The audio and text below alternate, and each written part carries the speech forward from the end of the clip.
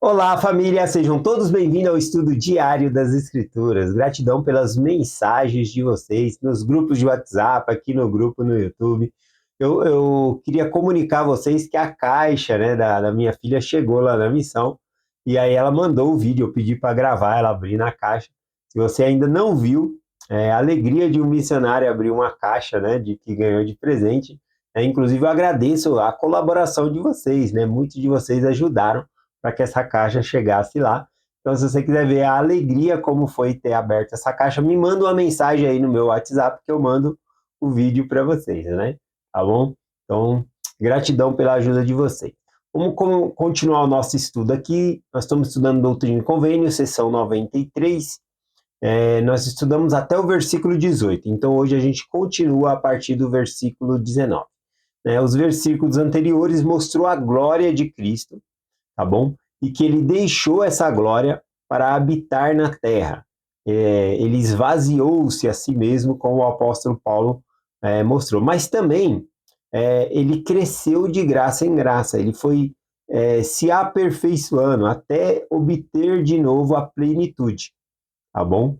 Então, aqui, até esse ponto, mostrou essa parte de Cristo, mas aqui, no versículo 19, que a gente vai ler agora, vai falar por que contou essa história para nós, né? Porque o testemunho de João, porque nós podemos receber, igual João, o testemunho, né, que recebeu o testemunho de que Cristo ele é glorificado, o poder dele, todas as coisas. Por que ele está compartilhando para nós? No versículo 19 aqui tem duas respostas, tá bom? Vamos analisar aqui as duas. Diz assim, ó: e dou-vos essas palavras para que compreendais e sabeis como adorar e saberdes o que adorais, para que tenhais o Pai em meu nome, e no devido tempo recebais a sua plenitude.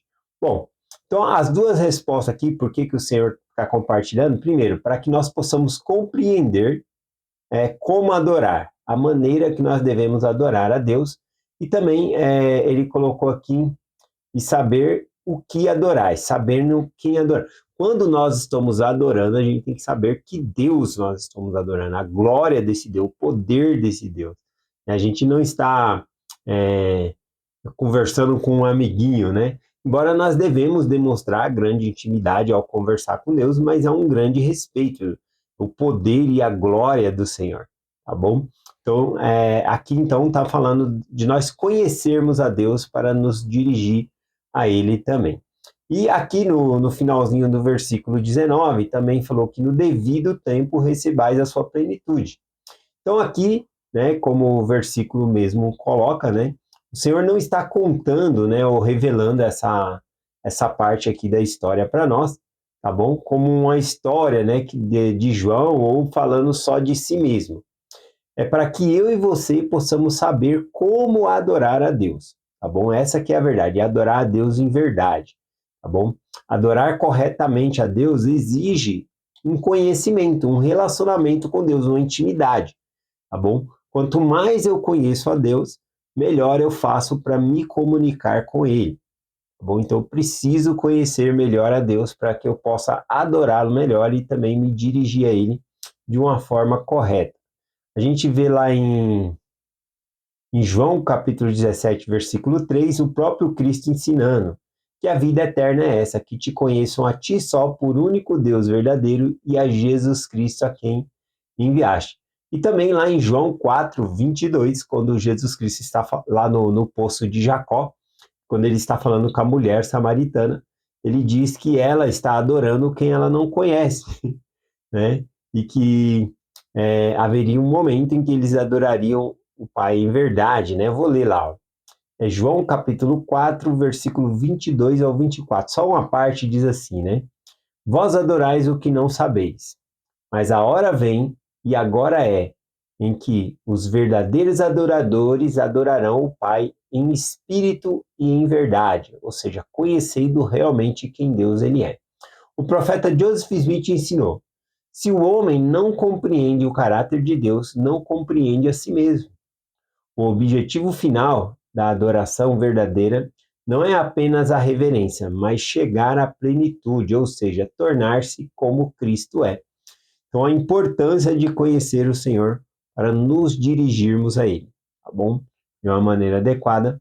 E também mostrando aqui que nós devemos receber da mesma plenitude que ele tem. Vamos aqui no versículo 20, tá bom? Seção 93, versículo 20 diz assim: Porque se guardardes meus mandamentos, recebereis da sua plenitude, e sereis glorificado em mim, como eu sou no Pai. Portanto, digo-vos, recebereis graça por graça. Aqui, então, a aplicação é direta para nós, né? Que ele tem compartilhado que Cristo ele cresceu de graça em graça, e que isso é um padrão para nós. Nós não receberemos a plenitude de uma vez, né? Mas vai ser como Cristo, graça por graça, um passo de cada vez, nos aperfeiçoando por meio da expiação de Jesus Cristo. Esse é o objetivo aqui, né, dessa revelação. Então, Jesus Cristo recebeu graça por graça até chegar à plenitude. Assim nós também vamos receber graça por graça até chegarmos à plenitude. Também podemos receber a graça por graça para sermos glorificados, como está escrito lá em Romanos, capítulo 8, versículo 17, que diz: E se nós somos filhos, somos logo herdeiro também, herdeiros de Deus e co-herdeiros com Cristo. Lá em terceiro Nef 27 também, eu gosto bastante quando diz, né, que tipo de homens devereis ser? Em verdade vos digo que devereis ser como eu sou.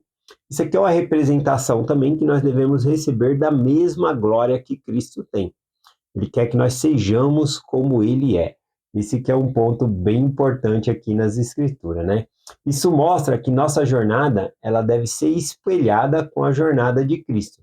Assim como ele recebeu a plenitude do Pai, que ele mesmo colocou aqui, nós também receberemos, né, a plenitude por meio de Jesus Cristo aqui. Aqui, a parte de graça por graça, né, eu crescer pouco ao pouco, né, eu coloquei aqui. Este é um dos princípios mais sublimes, o crescimento gradual, linha sobre linha, né? Recebendo luz, conhecimento, poder, glória, passo a passo, à medida que permanecemos fiéis. Isso mostra também que esse processo não é um evento, a gente de uma vez vai crescer, mas ele é um processo. Ao nos mantivermos fiéis no Evangelho, a gente vai crescendo dentro do Evangelho ali, nos aperfeiçoando e recebendo isso de graça após graça aqui, tá bom? Então, Doutrina e Convênio aqui, seção 93, o versículo 20, ele mostra que a promessa não é apenas para Cristo, né, ser glorificado, mas que todos nós possamos ser glorificados. Na época de Joseph Smith, a maioria dos pensadores cristãos, eles abominaram essa ideia, até hoje, né, em dia mesmo. Porque quando fala nessa questão de nós nos tornarmos semelhante a Deus, é, os pensadores dessa época também pensam que estamos diminuindo Deus, pensando que podemos chegar a ser como Ele é, né? Então acaba ou pensando assim, ou diminuindo Deus, ou a gente está querendo ser coisa demais, né? Na verdade, essa é uma bênção que o Pai Celestial quer nos dar, tá bom? É como um pai que tem uma empresa. Ele não quer que o filho seja funcionário o resto da vida, ele quer que o filho possa ser o dono da empresa, né? Gerenciar tudo, tá bom? Claro que não é assim lá no céu, só estou dando um exemplo. O exemplo melhor para compartilhar é de uma sequoia. Sequoia é uma árvore muito gigante mesmo. Para uma pessoa abraçar uma sequoia é impossível, tá bom? Ela na sua fase gigante, já desenvolvida, tem que ser várias e várias pessoas, né? Com as mãos dadas, assim, várias pessoas abraçando para dar a volta na árvore, de tão grande e imensa que essa árvore é, tá bom?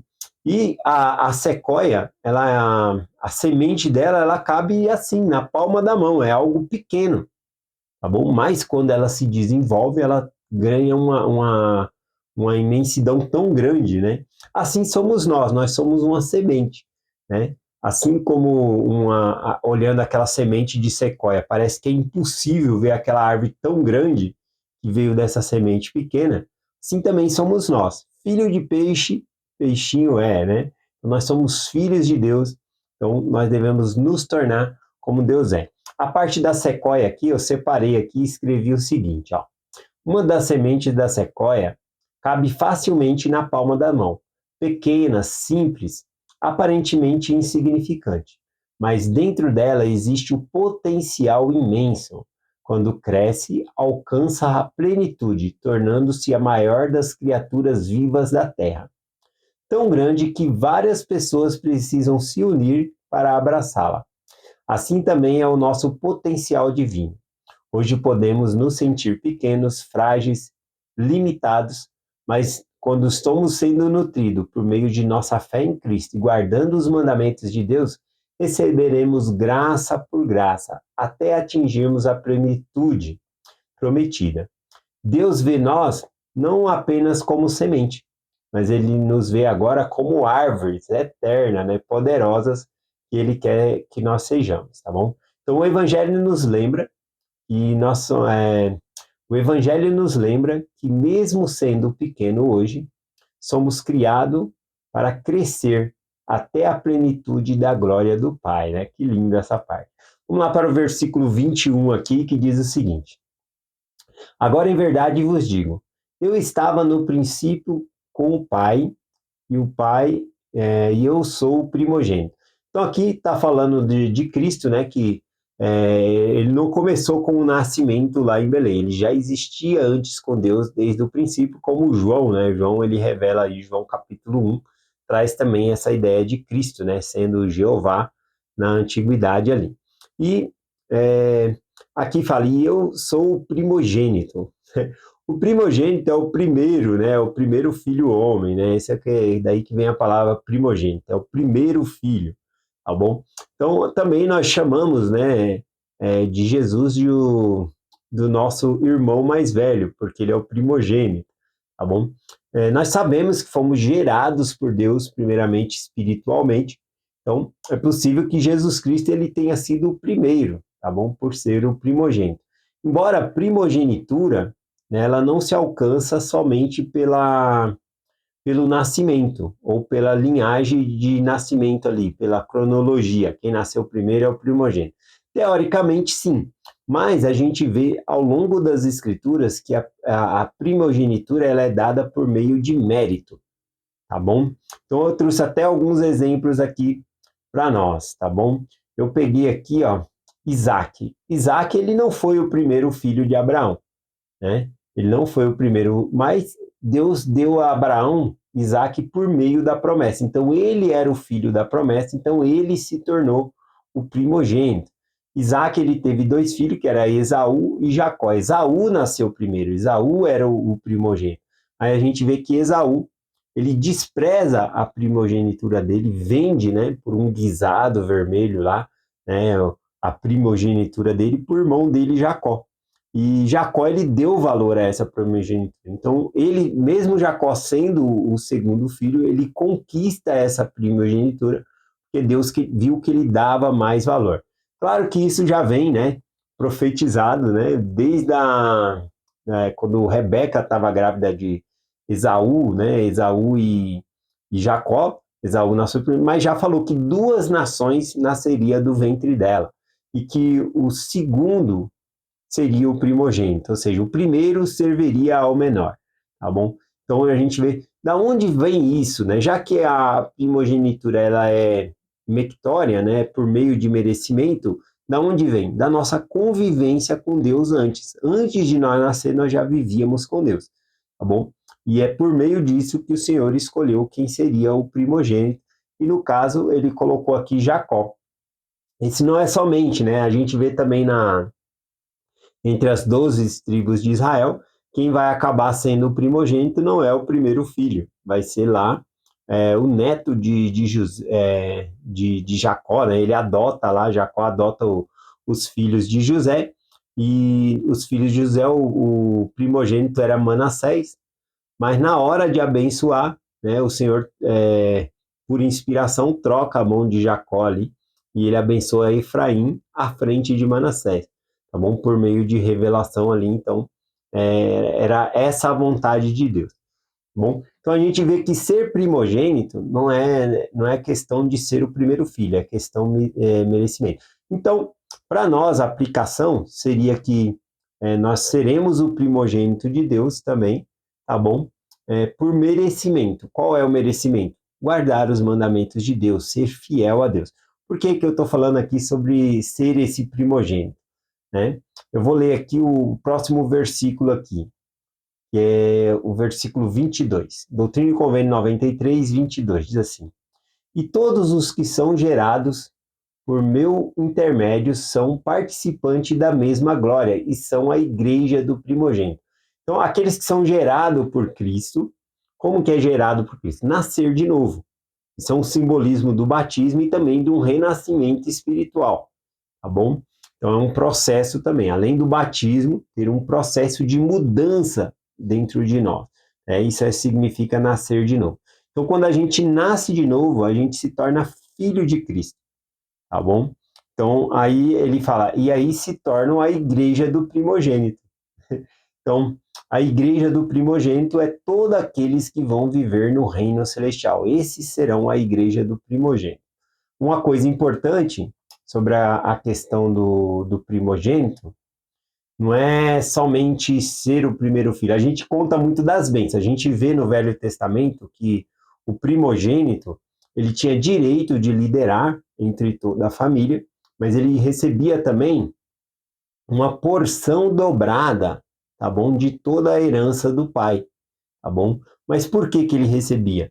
A gente tem que pensar na responsabilidade do primogênito. O primogênito, ele cuidava dos pais, assumia todos os negócios da família quando o pai chegasse na idade que não conseguisse trabalhar mais. Então ele cuidava ali da mãe, na falta do pai. As irmãs, todas as irmãs, né, deveria ficar sob a responsabilidade desse primogênito até casar. Então veja a responsabilidade. Então quando o Senhor fala que nós somos a igreja do primogênito, que nós seremos, a gente tem que pegar a palavra primogênito e ver as responsabilidades, que é cuidar, ajudar as pessoas. Isso que é ser o primogênito. Veja bem, Cristo ele é o perfeito exemplo. Ele é o primogênito. E o que ele fez? Ele veio, nasceu aqui, morreu por nós, a vida inteira dele servindo a humanidade. Tá bom? Então, isso que significa ser o primogênito do Pai. Tá bom? Finalizando aqui, né, a comunidade celestial, que serão glorificados como Cristo na presença do Pai. Aí eu marquei aqui Colossenses 1, versículo 15 e o 18, né? Que Cristo lá ele é chamado de primogênito de toda a criação. E também ele é o primogênito entre os mortos. Isso significa que ele foi o primeiro a ressuscitar. Antes dele ninguém ressuscitou. Ele é a primícia, né, dos que dormem. Então é essa mensagem, né, com o convite para que nós possamos crescer e nos desenvolver. Essa revelação aqui é para isso. Que Cristo cresceu de graça em graça. Que nós também crescer de graça em graça. Assim como o exemplo da semente, da sequoia. Né? Ver o potencial que há em nós. Deus ele nos vê com esse potencial. Tá bom? E que nós possamos alcançar essas expectativas do Senhor, crescendo de graça em graça. Como nós falamos, não é um evento, é um processo. Continue firme no Evangelho, fazendo as coisas de Deus, buscando a Deus, adorando a Deus, orando com sinceridade, todas essas coisas. E é essa mensagem que nós compartilhamos em nome de Jesus Cristo. Amém. Até amanhã.